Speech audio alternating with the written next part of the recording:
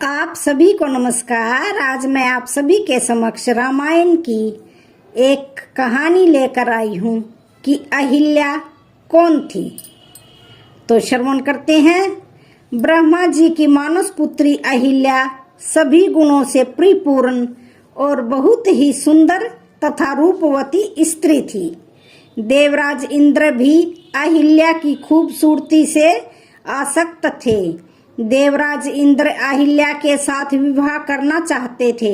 जब अहिल्या विवाह योग्य हुई तब ब्रह्मा जी ने अहिल्या के विवाह के लिए एक शर्त रखी कि जो भी तीनों लोकों की परिक्रमा करके सबसे पहले आएगा उसी के साथ अहिल्या का विवाह किया जाएगा।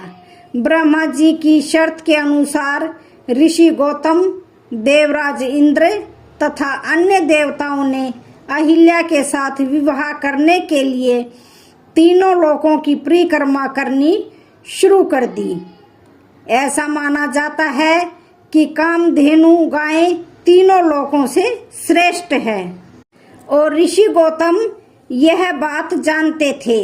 इसलिए जब बाकी सब तीनों लोकों की परिक्रमा कर रहे थे तब ऋषि गौतम ने एक गर्भवती कामधेनु गाय की परिक्रमा की। ब्रह्मा जी प्रसन्न हुए और उन्होंने कहा कि कामधेनु गाय तीनों लोकों से भी श्रेष्ठ है। इसलिए ब्रह्मा जी ने अपनी मानस पुत्री अहिल्या का विवाह ऋषि गौतम के साथ कर दिया। देवराज इंद्र ने जब अहिल्या के विवाह के बारे में सुना तो वह बहुत क्रोधित हुए। उन्होंने छल से अहिल्या को पाने का प्रयास करते हुए चंद्रमा की सहायता ली और योजना बनाई कि जब ऋषि गौतम प्रातः ब्रह्म मुहूर्त में गंगा स्नान करने के लिए जाते हैं वही समय अहिल्या को पाने के लिए सही है। देवराज इंद्र ने चंद्रमा को अपने काम में साथ देने के लिए ऋषि गौतम के आश्रम के ऊपर ही टिके रहने के लिए कहा, ताकि जब चंद्रमा ऋषि गौतम को आश्रम की तरफ आता देखे तो वह आश्रम के ऊपर से हट जाए, क्योंकि चंद्रमा के हट जाने पर किसी को कुछ भी शक नहीं होगा तथा देवराज इंद्र को ऋषि गौतम के आने की सूचना भी चंद्रमा के इस संकेत के द्वारा मिल जाएगी।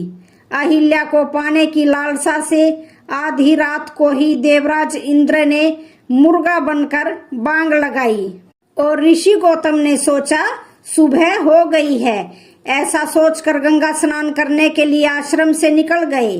तब देवराज इंद्र ने झट से ऋषि गौतम का वेश धारण किया और आश्रम के अंदर जाकर अहिल्या के निकट जाने का प्रयास करने लगे।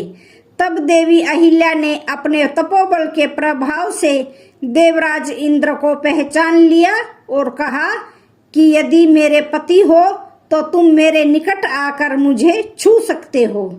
देवी अहिल्या ने देवराज इंद्र के छल की लालसा को अपने तपोबल से पहचान लिया और उनके इस कृत्य के लिए उन्हें धिक्कारते हुए उन्होंने देवराज इंद्र को आश्रम से निकाल दिया।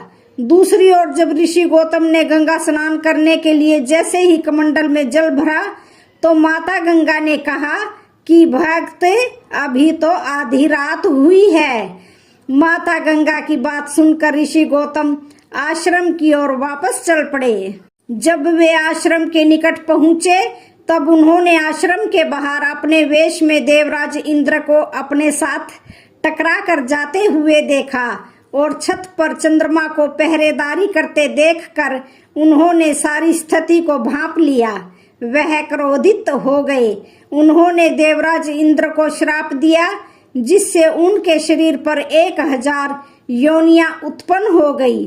ऋषि गौतम की पत्नी अहिल्या उनके जल्दी आश्रम में लौट आने की चिंता में जैसे ही आश्रम से बाहर आई तो ऋषि गौतम ने कोई बात जाने बिना क्रोध में आकर अहिल्या को शिला होने का और चंद्रमा को इंद्र का साथ देने के लिए उसमें दाग होने और ग्रहण लगने का तत्काल श्राप दे दिया। श्राप के प्रभाव से अहिल्या ऋषि गौतम के आश्रम के बाहर एक पत्थर की शिला बन गई। तब देवर्षि नारद प्रकट हुए उन्होंने ऋषि गौतम को सच्चाई बताते हुए कहा कि अहिल्या की कोई गलती नहीं हुई है, वह बेकसूर है। तब ऋषि गौतम ने कहा कि श्राप तो मिटाया नहीं जा सकता, परंतु जब शिला रूपी अहिल्या को सूर्यवंशी भगवान श्री राम जब अपने चरणों का स्पर्श करेंगे तो वह पहले जैसी हो जाएगी। धर्म ग्रंथों में चंद्रमा में कलंक लगने और ग्रहण लगने के बारे में भी अनेक कथाएं मिलती हैं, परंतु ऋषि गौतम का श्राप भी उनमें से एक है। जब मिथिला में राजा जनक के धनुष यज्ञ को दिखाने के लिए गुरु विश्वामित्र भगवान श्री राम को अपने साथ लेकर मिथिला जा रहे थे, तब उन्होंने एक आश्रम देखा और देखा कि उसमें कोई नहीं है सिवाय एक पत्थर की शिला के। तब भगवान श्री राम ने अपने गुरु विश्वामित्र से इस संदर्भ में पूछा तो गुरु विश्वामित्र ने उनको पूरी कथा सुनाई। आश्रम एक दीख मगमाही, खग मृग जीव जंतु तह नाही। पूछा मुनि ही शिला प्रभु देखी, सकल कथा मुनि कहा विशेषी। गुरु विश्वामित्र ने भगवान श्री राम से कहा कि गौतम, नारी श्राप बस उपल देह धरी धीर, चरण कमल रज चाहती, कृपा करो रघुबीर।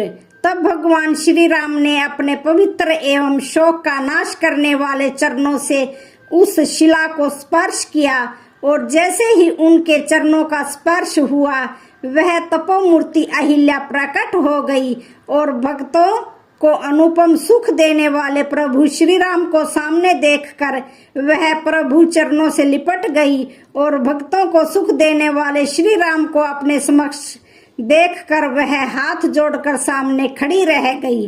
अत्यंत प्रेमवश वह अधीर हो गई, उसका शरीर पुलकित हो उठा, मुख से शब्द नहीं निकल रहे थे, उसके नेत्रों से प्रेम और आनंद के आंसुओं की धारा बहने लगी।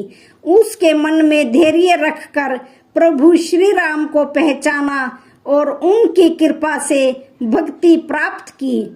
अहिल्या ने अत्यंत निर्मल वाणी से स्तुति प्रारंभ की कि हे ज्ञान से जानने योग्य श्री रघुनाथ जी, आपकी जय हो। मैं अपवित्र स्त्री हूँ और हे प्रभु, आप जगत को पवित्र करने वाले, भक्तों को अपार सुख देने वाले हैं। हे कमल नयन, इस संसार को भय से छुड़ाने वाले, मैं आपकी शरण में आई हूँ, मेरी रक्षा कीजिए, रक्षा कीजिए। ऋषि गौतम ने मुझे जो श्राप दिया वो बहुत ही अच्छा किया, जिसके कारण मुझे संसार से छुड़ाने वाले श्री राम के नेत्र भरकर दर्शन हुए। इसी आपके दर्शन को भगवान शंकर अपना अहोभाग्य समझते हैं। तो हे प्रभु, मैं बुद्धि की बड़ी भोली हूँ, मेरी एक विनती है, हे नाथ, मैं और कोई वर नहीं मांगती हूँ, केवल यही चाहती हूँ कि मेरा मन आपके चरण कमल की रज के भक्ति रूपी रस का सदा पान करता रहे। जिन चरणों से पवित्र गंगा प्रकट हुई, जिन्हें शिवजी ने सिर पर धारण किया और जिन चरण कमलों को स्वयं ब्रह्मा जी पूजते हैं, हे कृपालु हरि, आपने उन्हीं को मेरे सिर पर रखकर मुझे श्राप से मुक्ति दिलाई है। इस प्रकार स्तुति करती हुई बार बार भगवान के चरणों में वंदन करते हुई, जो मन को बहुत ही अच्छा लगा। उस वर को पाकर ऋषि गौतम की पत्नी देवी अहिल्या आनंद में भरी हुई पति लोक को चली गई।